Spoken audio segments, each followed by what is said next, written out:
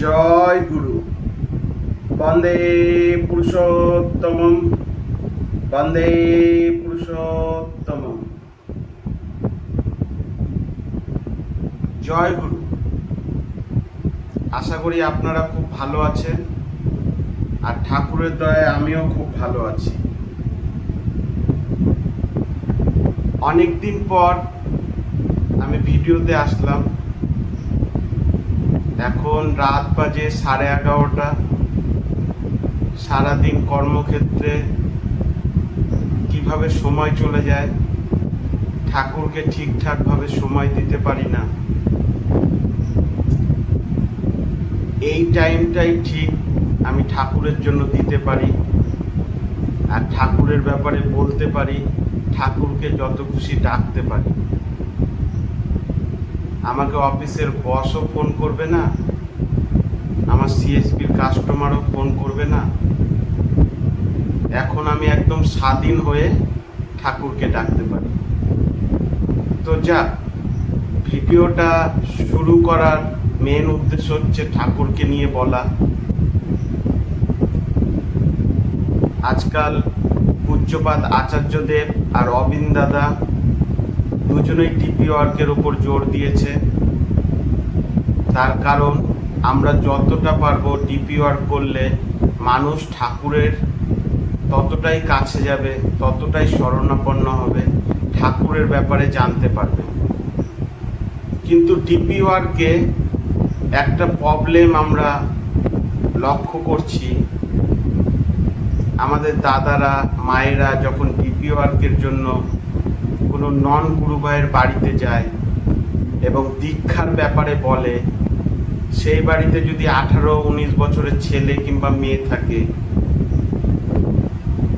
আমাদের দাদা মায়েদেরকে দেখলে এবং দীক্ষার কথা বললে সে অন্য ঘরে চলে যায় কিংবা পাশ কাটিয়ে বাইরে চলে যায়, এবং ছেলে মেয়েদের তার নিজের মা বাবা পর্যন্ত সাপোর্ট করে যে এখন কি দীক্ষার বয়স তো পড়ে আছে, তখন দীক্ষা নিবে। ওদেরকে হাজারবার বোঝানোর পরও ঠিকঠাকভাবে বুঝতে চায় না। ভাবে দীক্ষা নিলে কত না নিয়ম পালন করতে হবে, সকাল সন্ধ্যা উঠতে হবে, নিরামিষ খেতে হবে। কিন্তু তা না, ঠাকুরের শরণাপন্ন হলে কি লাভ তা আজকে আমি তুলে ধরব। আজ দিকে দিকে যা চলছে, এই তো কিছুদিন আগের ঘটনা, গঙ্গা নদীতে নৌকাতে করে অনেক লোক পার হচ্ছিল, তখন বজ্রঘাতে 8টি লোকের মৃত্যু হয়। খবরেও দেখাচ্ছে, পেপারেও দিয়েছে। এই মালদাতে গঙ্গা নদী পার করছিল, বজ্রঘাতে 8টা লোকের প্রাণ চলে যায়। তারপর এই নদীতে 3টা মেয়ে চান করতে গিয়ে তলিয়ে যায়। এই কিছুদিন আগের ঘটনা, 2-3 দিন আগের ঘটনা। একটা 35 বছরের ছেলে বন্ধুদের সাথে পার্টি করতে গিয়ে, মদ খেতে গিয়ে, মাংস দিয়ে মদ খেয়ে এই গরমে হার্ট ফেল করে। এখন চারিদিকে শুধু এরকমই নিউজ। কিন্তু সৎসঙ্গ পরিবারে একটা কথা বলা হয়, যারা যারা সৎসঙ্গ, লাইফ ইজ এ টাওয়ার, মানে সবার মৃত্যু হলো, সৎসঙ্গীরা টাওয়ারের মতো দাঁড়িয়ে থাকবে। তো পরম পিতার শরণাপন্ন হলে বজ্রঘাত থেকেও বাঁচা যায়, তারই একটা গল্প করব। আমরা সবাই মিলে ডিপি ওয়ার্কের জন্য বাড়ি বাড়ি ঘুরি। ঠিক এইভাবেই একটা বাড়িতে গিয়েছিলাম, গুরু ভাই বাড়িতে। তারা সকাল সন্ধ্যা নাম জপ করে, ইষ্টিভীতি করে। 2 দিন আগে প্রবল বৃষ্টিতে তার বাড়ির ছাদের উপরে বজ্রঘাত হয় এবং একটি পিলার ভেঙে চৌচির হয়ে যায় এবং বাড়িতে আগুন লেগে যায়। ওই পিলারের উপরে ঠাকুরের ছবি টানানো ছিল। যখন আগুন লেগে যায়, পিলারটা ভেঙে যায়, তখন কোনো কারণবশত ঠাকুরের ছবিটা নিচে পড়ে যায়। যেই নিচে পড়ে যায়, আগুন বন্ধ হয়ে যায়, কারেন্ট কেটে যায়। বিশ্বাস করুন, ওই বাড়ির দুটো বাচ্চা ছিল, একটা বাবা ছিল, একটা মা ছিল, কারো একটা আজ পর্যন্ত আসেনি। তাদের বাড়ি গিয়ে যখন তাদের সাথে কথা বলছি, তখন একটা কথা বুঝতে পারছি, তাদের ভিতরে এতটুকু পর্যন্ত ভয় নাই। তাদের ভিতরে সবসময় পরম পিতার নাম চলে, বীজ নাম চলে, সকাল সন্ধ্যা প্রার্থনা হয়। তাই তাদের বিপদে রক্ষা করার জন্য পরম পিতা স্বয়ং চলে আসে। আর যারা আমাদের ঠাকুরের গুরু ভাই বা শিষ্য, অনেকেই ইষ্টিভীতি নিয়ে অনেক কথা বলে, কিন্তু ইষ্টিভীতি করলে আমি 100% গ্যারেন্টি, আর যাই হয়ে যাক, তার অকাল মৃত্যু হবে না। আমারই জীবনে ঘটে যাওয়া এরকম একটি ঘটনা আমি আজকে বলবো। আমার মা বাবা ছোট থেকেই শিখিয়েছিল, ঘুম থেকে উঠে প্রথম কর্ম হচ্ছে ইষ্টিভীতি করা, ঠাকুরের নামে ইষ্টিভীতি করে ঠাকুরের নাম ধ্যান করা। আমরা ছোট থেকেই তাই করে আসছি। তো রোজকার মতো ইষ্টিভীতি করে, আজ থেকে আমি 6-7-10 বছর আগের ঘটনা বলছি। আমি খেলতে খুব ভালোবাসতাম, নদীর মাঠে সব বন্ধুরা মিলে খেলতে যেতাম। আমাদের পারিবারিক অবস্থা খুব একটা ভালো ছিল না, আর্থিক অনটন ছিল, কিন্তু মনে শান্তি ছিল। পরম পিতাকে কি জন্য ধরেছি? মনে যদি শান্তি না থাকে, তাহলে পরম পিতাকে ধরে কি লাভ? তো পরম পিতাকে ধরে ইষ্টিভীতি রোজ করতাম, এবং সকালে উঠে মা বাবাকে প্রণাম করে খেলতে যেতাম, স্কুলে যেতাম। তো রোজকার মতো রোববারে ইষ্টিভীতি করে কিছু একটা টিফিন করে সব বন্ধুরা মিলে মাঠে খেলতে গেলাম। খেলা জোর কদমে চলছে, আমরাও খেলছি। ওর মধ্যে আমারই একটা বন্ধু মোটর সাইকেল নতুন কিনেছে, মাঠে দেখাতে নিয়ে এসেছে। তো আমাকে বললো, বিশ্ব চ মোটর সাইকেলে করে ঘুরে আসি। আমি তো খুব খুশি, মোটর সাইকেলে করে ঘুরতে যাব। আমার মোটর সাইকেল ছিল না, তাই দৌড় মেরে মোটর সাইকেলের দিকে আগালাম। তো মোটর সাইকেলের পাশে আরো দুটা বন্ধু ছিল, ওই দুটা বন্ধু গিয়ে লাফ দিয়ে মোটর সাইকেলে উঠে গেল। আমার মনটা খারাপ হয়ে গেল। তখন যে বন্ধুটা মোটর সাইকেল কিনেছিল, ওই বন্ধুটা বললো, বিশ্ব, তোকে নিয়ে আমি অন্যদিন ঘুরতে যাব, আজকে এদেরকে ঘুরিয়ে নি, বিকালবেলা তোর সাথে ঘুরতে যাব।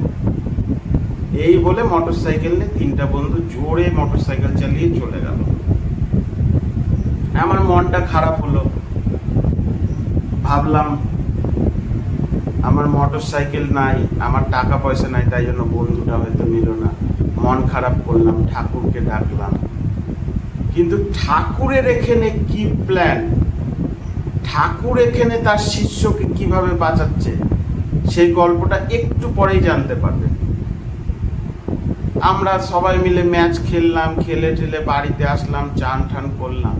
তখন খবর পেলাম শাহপুর ব্রিজের কাছে মোটর সাইকেল অ্যাক্সিডেন্ট হয়ে তিনটা বন্ধুই মারা গেছে, স্পট ডেড।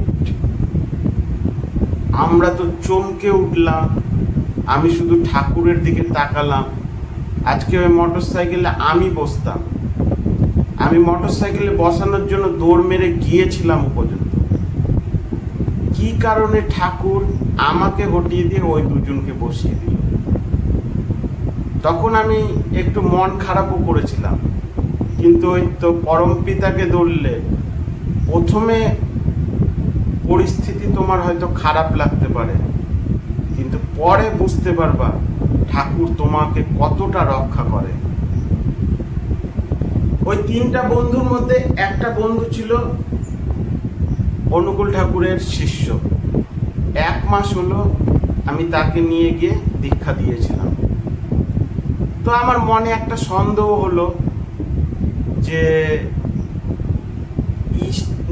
ওই সৎসঙ্গ, ওই হচ্ছে দীক্ষা দিলাম, ঠাকুরের নাম গান করলাম, ওই কিভাবে অকাল মৃত্যু হলো?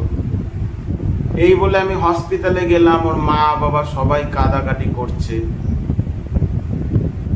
বাবা দুঃখ করছে যে আমরা সবাই মাছ মাংস খেতাম, কিন্তু আমার ছেলে মাছ মাংস খেত না, অনুকূল ঠাকুরের দীক্ষা নিয়েছিল, এতদিন অবধি সবই ঠিক ছিল, এই দীক্ষা নিল, আমার ছেলেটাও হারিয়ে গেল।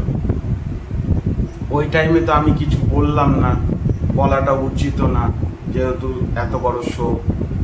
গল্প করতে করতে একটা কথা জানতে পারলাম, 15 দিন ধরে সে কোনো ইষ্টিভীতি করতো না।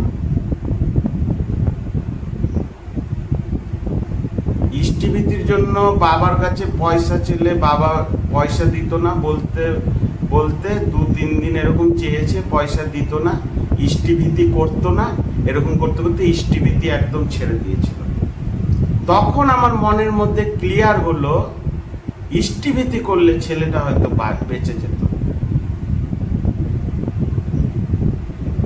এই জন্য সকাল সন্ধ্যা ঠাকুরের নাম জপ করলে, পরম পিতাকে ডাকলে আর ইষ্টিভীতি করলে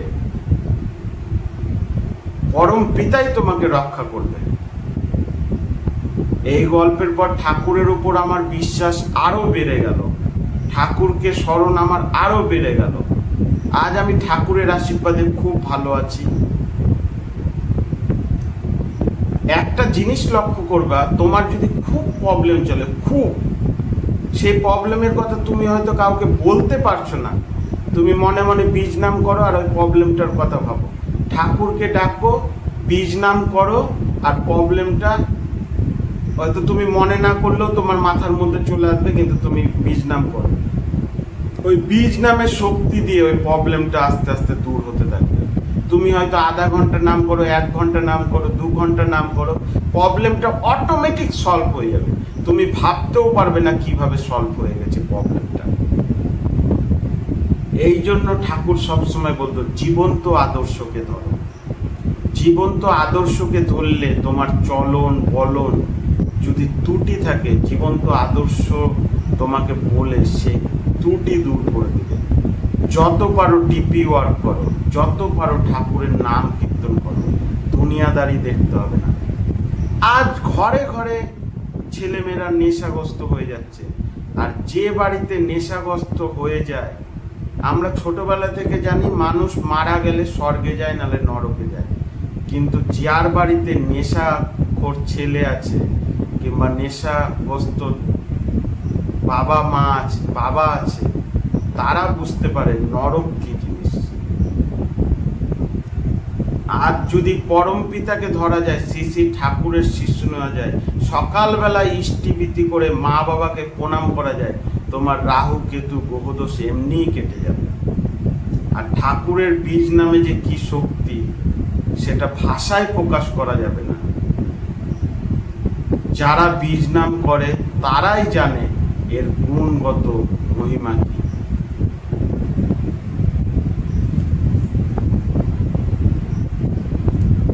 পরম পিতার দয়ায় আমি আজ অনেক দেখেছি। এই তো কিছুদিন আগে বন্ধুদের মধ্যে মদ খেয়ে মারামারি, অশান্তি, সে কি অশান্তি, কিন্তু কেউ যদি একবার দেওঘরে যায়, দেওঘরের যে পরিবেশ, দেওঘরে যে শান্তি, মানে কি করে যে বুঝাবো তা মানে বলার আর ভাষা নাই।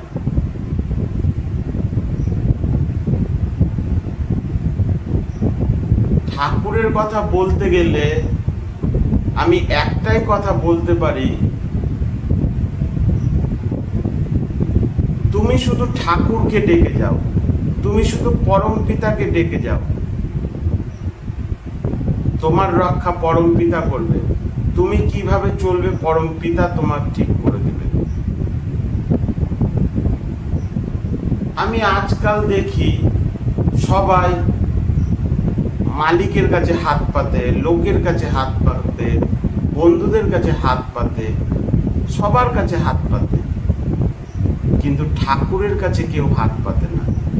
আমি তোমাদেরকে একটা কথা বলি, তুমি খুব বড় লোক, ঠাকুরের আশীর্বাদে তোমার ধন সম্পত্তি গাড়ি বাড়ি সব আছে, প্রচুর টাকার মালিক, কিন্তু তোমার ছেলে মেয়ে যদি অন্যের বাড়িতে গিয়ে শুধু হাত পাতে, অন্যের বাড়ি গিয়ে খাবার চেয়ে খায়, অন্যের বাড়িতে গিয়ে পয়সা চায়, তোমার ভালো লাগবে? আশা করি ভালো লাগবে না। ঠিক সেইভাবে আমাদের বাবা, আমাদের পরম পিতা হচ্ছে শ্রী শ্রী ঠাকুর। তাহলে আমরা অন্যজনের কাছে কেন চাইবো? আমরা পরম পিতার কাছে চাইবো। কিন্তু অনেকে আছে চাইতেও ঠিক মতো পারে না। এরও একটা কারণ আমি বলছি। একটা বাড়িতে দুটা বাচ্চা আছে, একটা বাচ্চা সব সময় কাঁদে, সব সময় ঘ্যানার কাঁদতেই থাকে, সব সময় কাঁদতে থাকে। আর একটা বাচ্চা আছে হাসি খুশি, হাসবে, দেখবে, তুমি গেলে কোলে উঠবে, চুমু দিবে, খুব ভালো। আশা করি তুমি যদি ওই বাড়িতে যাও, কোন বাচ্চাটাকে নেবে? আশা করি যে হাসি খুশি সেই বাচ্চাটাকেই নিবে। যে বাচ্চাটা সব সময় কাঁদে, আশা করি তাকে নিবে না। তো ঠাকুরের কাছেও সব সময় কাঁদতে হয় না, সব সময় বলতে হয় না আমার ছেলের চাকরি হয়ে যাক, আমার কাজে প্রমোশন হয়ে যাক, আমার ছেলে হয়ে যাক, আমার ছেলের ঠিকঠাক জায়গায় বিয়ে হয়ে যাক, আমার অনেক টাকা হোক। সব সময় ঠাকুরের কাছে কাঁদতে হয় না। ঠাকুরকে বলতে হয়, ঠাকুর তুমি কেমন আছো, ঠাকুর তুমি ভালো থেকো। কারণ মালিক ভালো থাকলে কর্মচারী অটোমেটিক ভালো থাকবে, গুরু ভালো থাকলে শিষ্য অটোমেটিক ভালো থাকবে। ঠাকুরের নাম করে যাও, ঠাকুরকে ডেকে যাও, ঠাকুরকে সবসময় বলো, ঠাকুর তোমার দয়ায় আমি ভালো আছি, তোমার উন্নতি নিয়ে তোমাকে ভাবতে হবে না, ঠাকুরই ভাববে। এই কলিযুগে তুমি যদি ঠিকভাবে 20 মিনিটও নাম জপ করতে পারো, ঠাকুরের উপর মন বসাতে পারো, তোমার উদ্ধার হয়ে যাবে। তোমার মুক্তি নিয়ে তোমাকে ভাবতে হবে না, আর দুনিয়াদারি দেখতে হবে না। কোথায় ঝগড়া হলো, কোথায় মারামারি হলো, কোথায় নেশা করলো, কোথায় কি করলো, এগুলা দেখতে হবে না। তুমি শুধু ঠাকুরকে ডেকে যাও। প্রথম ঠাকুরকে ডাকলে তোমার জীবনে ঘটে যাওয়া বহু বছর আগে, হয়তো ছোটবেলায় তোমার সাথে কেউ খারাপ ব্যবহার করেছে, কিংবা তোমাকে কেউ মেরেছে, কিংবা তোমার সাথে খারাপ কোনো ঘটনা ঘটেছে, এগুলো মনের মধ্যে আসবে, মন ছটপট করবে। তখনই ভাববে ঠাকুরের নাম ঠিক জায়গায় হচ্ছে। তোমার যদি পেট খুব ব্যথা করে, তুমি যদি ওষুধ খাও, ওষুধটা প্রথমে তিতা লাগবে, ভালো লাগবে না, কিন্তু আস্তে আস্তে ওষুধের কাজ যখন হবে, পেটটাও আস্তে আস্তে ভালো হতে লাগবে। ঠিক সেইভাবে ঠাকুরের নাম যখন করবে, তখন তোমার ভিতরে নানা রকম কথা জেগে উঠবে। কে খারাপ ব্যবহার করেছে, কে কি করেছে, হয়তো তুমি এমনি জাগ্রত অবস্থায় ওগুলো মনে থাকে না, নাম জপ করলে মনে পড়ে। নাম করলে প্রথমে সেই খারাপ জিনিসগুলোর সাথে নামের লড়াই হয়। নাম ছাড়া চলবে না। নাম করতে করতে যখন নামের শক্তি প্রবল হয়, তখন আস্তে আস্তে মনের মধ্যে একটা আলাদা শান্তি আসে। নাম করতে হয় সব সময় ঠাকুরের নাম, বীজ নাম করো, আর ঠাকুরের ব্যাপারে ভালো ভালো ভাবো। যখন আস্তে আস্তে তোমার মন শান্ত হয়ে যাবে, তখন তোমার ভিতরে একটা অলৌকিক শান্তি বুঝবে, একাই আনন্দ লাগবে, মনে হবে শুধু নাম জপ করি, শুধু নাম জপ করি। আর সবচেয়ে বড় একটা গুণ, তুমি সবসময় একা থাকতে ভালোবাসবে। একা থাকতে ভালোবাসবে তার কারণ, সবসময় যেন নাম জপ করতে পারি, সবসময় যেন ঠাকুরকে ডাকতে পারি, সবসময় যেন ঠাকুরকে স্মরণ করতে পারি। হয়তো তুমি বুঝতে পারবে না তোমার ভিতরে কি পরিবর্তন আসছে, কিন্তু লোক বুঝে যাবে তুমি আগের থেকে অনেক শান্ত হয়ে গেছো, আগের থেকে অনেক তোমাকে দেখে শান্তি অনুভব হচ্ছে। যখন তোমার ভিতর শান্তি হয়ে যাবে, লোকরা তোমার সাথে কথা বলেও শান্তি অনুভব করবে। একটা জিনিস তুমি লক্ষ্য করবে, জুয়ারুদের বন্ধু জুয়ারু হয়, মাতালের বন্ধু মাতাল হয়। কিন্তু তুমি সবসময় ঠাকুরকে ডাকবে, ঠাকুরকে বন্ধু ভাববে, পরম পিতাকে সবসময় স্মরণ করবে। পরম পিতার সঙ্গে তোমার যখন অটুট বন্ধন হয়ে যাবে, যখন তোমার সাথে ওই একই বন্ধনে চলে আসবে, তোমার ভিতরে একটা আলাদা শান্তি আসবে। সংসারে যতই অশান্তি থাকুক না কেন, তোমার মনের মধ্যে একটা আলাদা শান্তি বিরাজ করবে। আর আগে যে পরিস্থিতি সামাল দিতে তুমি রেগে যেতে, সেই পরিস্থিতি সামাল দিবে, কিন্তু শান্তভাবে সামাল দিবে। সবাই অবাক হয়ে যাবে যে কিভাবে এত কিছু হচ্ছে।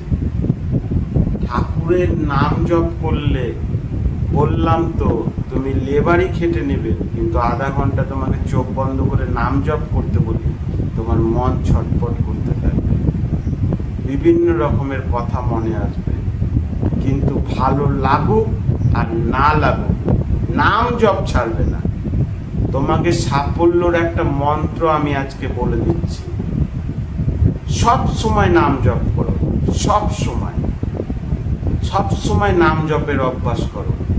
ভালো লাগুক আর খারাপ লাগুক, সব সময় নাম জপ করো। আর একটা কথা সব সময় ভাববে, রত্নাকর দস্যু ডাকাত, সে নাকি নাম জপ করে মহর্ষি সাধু হয়ে গেছিল। যে নাকি পেন ঠিকঠাক ধরতে পারতো না, রাম রাম ঠিকভাবে বলতে পারতো না, মরা মরা বলতো, সে নাকি রামায়ণ রচনা করে দিয়েছে। তাহলে ভাবো নামের কি গুণ। তাই জন্য আর কিছু না, সব সময় ঠাকুরকে ডাকো, সব সময় নাম করো, তোমার ভিতরে জ্ঞান এমনিই চলে আসবে, তোমার ভিতরে শক্তি অটোমেটিক চলে আসবে। সব সময় ভাবো, ঠাকুর আমাকে সমস্যা দাও, আমাকে বিপত্তি দাও, কিন্তু সেই সমস্যা দূর করার জন্য আমাকে শক্তিটাও দাও। দেখবে সমস্যা তুমি চাইবা, কিন্তু সমস্যা তোমার থেকে দূরে করবে। ঠাকুরের কাছে, ঠাকুর এই বিশ্ব ব্রহ্মাণ্ডে তোমার কাছে যে জিনিস বেশি আছে ওই জিনিসই দেয়। একটা জিনিস লক্ষ্য করবে, তুমি যখন রাস্তা দিয়ে যাবে, তুমি হয়তো ফুচকা খেতে খুব ভালোবাসো, একটা দোকানে অনেক ভিড়, আর তার পাশে 3-4টা দোকান ফাঁকা পড়ে আছে, কিন্তু তুমি ওই ভিড় দোকানটাতেই যাবা। তার কারণ ভাববা ওইখানে এত ভিড়, নিশ্চয়ই ভালো কিছু থাকছে, মানে লোকের কেন এত ভিড়। তুমি কোথাও ধাবাতে যাবা, দেখবা আশেপাশে 4-5টা ধাবা আছে, কিন্তু যেই ধাবাতে অনেক লোক, ওই ধাবাতেই তুমি যাবা। এই জিনিসটা মিলিয়ে দেখবা। ঠিক সেইভাবে ঠাকুরও, তোমার ভিতরে যদি টেনশন বেশি থাকে, ঠাকুর তোমাকে টেনশন বেশি দিবে। তোমার ভিতরে যদি স্ট্রেস বেশি থাকে, ঠাকুর তোমাকে স্ট্রেস বেশি দিবে। তোমার ভিতরে যদি শান্তি বেশি থাকে, ঠাকুর তোমাকে শান্তি বেশি দেবে। তোমার যদি অনেক টাকা থাকে, ঠাকুর তোমাকে অনেক টাকা। এই জন্য মহাভারত, এই জন্য গীতাতেও বলা আছে, তুমি যেরকম ভাববা বিশ্ব ব্রহ্মাণ্ডও তোমাকে সেইভাবে দেখবে। তুমি যেরকম করবা, যেরকম ভাববা, পরম পিতাও তোমাকে সেইভাবে। এই জন্য ঠাকুরের কাছে সব সময় বলো, ঠাকুর তোমার দয়ায় আমি খুবই ভালো আছি, আমার কাছে তোমার দয়ায় সব কিছু আছে। দেখবা ঠাকুর তোমাকে ঢেলে দিবে। ঠাকুরের কাছে কোনো কিছুর লিমিট নাই, না টাকা পয়সার লিমিট আছে, না শান্তির লিমিট আছে। যত খুশি তুমি নিতে পারো। ঠাকুরকে শুধু স্মরণ করে যাও, ঠাকুরের শুধু নাম করে যাও, দেখবে ঠাকুর তোমাকে ঠেলে দিবে। এই নিয়ে আমি একটা ছোট্ট গল্প বলছি, আশা করি গল্পটা খুব ভালো লাগবে। আমরা যখন ঠাকুরের নাম জপ করি, তখন একটা জিনিস লক্ষ্য করে দেখবে, আমাদের ভিতরে ছটপট শুরু হয়ে গেছে। 10 মিনিট 15 মিনিট ধরে তুমি নাম জপ করবে, ওই ছটপটটা আস্তে আস্তে কমতে থাকবে, কমতে থাকবে। ঠাকুরের কথা যত ভাবতে থাকবে, ভিতরটা শান্ত হতে থাকবে, শান্ত হতে থাকবে। তারপরে দেখবে যে তোমার ভিতর শান্ত হয়ে গেছে। ঠাকুরের নাম জপ ঠিকঠাকভাবে করলে তোমার কখন 2 ঘন্টা 3 ঘন্টা কেটে যাবে তুমি ভাবতেও পারবে না। এইভাবে ঠাকুরের নাম জপ করতে হয়। আমরা যখন মুভি দেখতে যাই, জানি মুভিটা কাল্পনিক, কিন্তু যখন মুভিটা দেখতে দেখতে ভালো লেগে যায়, তখন কিভাবে 3 ঘন্টা 4 ঘন্টা কেটে যায় আমরা ভাবতেও পারি না। আমাদের জীবনেও সেরকম, আমরা যখন ঠাকুরকে ভালোবাসতে লাগবো, ঠাকুরকে স্মরণ করতে থাকবো, আমাদের জীবনটাও কিভাবে কেটে যাবে আমরা ভাবতেও পারবো না।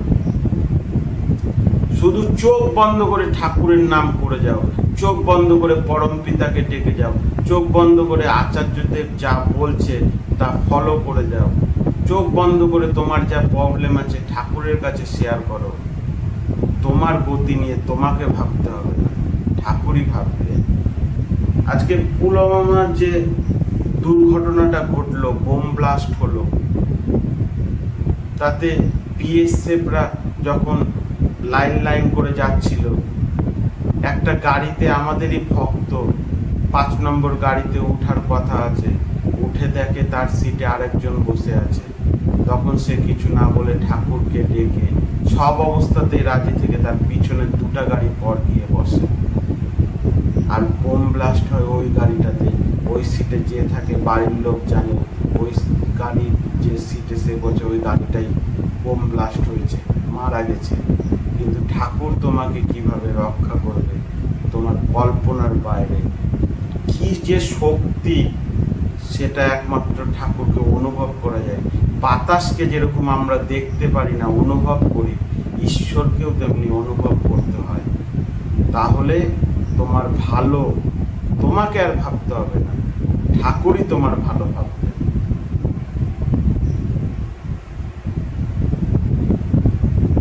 ঠাকুরের কথা বলতে গিয়ে আমি আপনাদের সাথে যে ঠাকুরের কথা শেয়ার করছি, এতে কিছু হোক আর না হোক, আমার যে মঙ্গল হবে সেটা আমি ভালোভাবে বুঝতে পেরে গেছি। আজও সকাল থেকে রাত অবধি যে কর্মসংস্থানে কর্ম করি, ঠাকুরের নাম জপ যে করতে থাকি, সব সময় যে ঠাকুরের নাম জপ করি, আমার সাথে সব ভালোই হয়, খারাপ হয় না।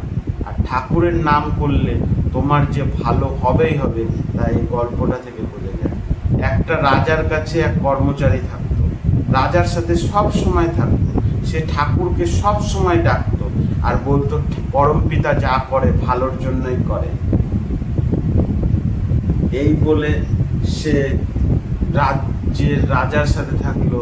তখন রাজা বলল, তোমার সাথে যদি খারাপও কিছু হয় তাও তুমি বলবে পরম পিতা যা করে ভালোর জন্যই করে। তখন কর্মচারীটা বলল, পরম পিতা এই বিশ্বে যা করে সব ভালোর জন্যই করে। তো একদিন রাজ্যে রাজা ভ্রমণে বেরাবে, ভ্রমণে কর্মচারীটাকে নিয়ে বেরালো। বেরাতে গিয়ে ঘোড়াতে উঠতে গিয়ে তার পায়ের একটা আঙ্গুল কেটে গেল। মানে কোনো কারণে কাজ ছিল কি কাটা ছিল, পায়ের আঙ্গুলটা কেটে গেল। প্রচণ্ড রক্ত বয়ে গেল রাজার। সবাই এসে সেবা শুশ্রূষা করতে গেল। তখন কর্মচারীটাকে জিজ্ঞাসা করলো, এই জিনিসটা কি ভালো হলো? তখন কর্মচারীটা ঠাকুরকে ডাকতে ডাকতে বলল, ঠাকুর যা করে, পরম পিতা যা করে ভালোর জন্যই করে। এতে রাজা খুব রেগে গেল এবং রাজা তাকে সঙ্গে সঙ্গে বন্দি বানানোর ঘোষণা করল।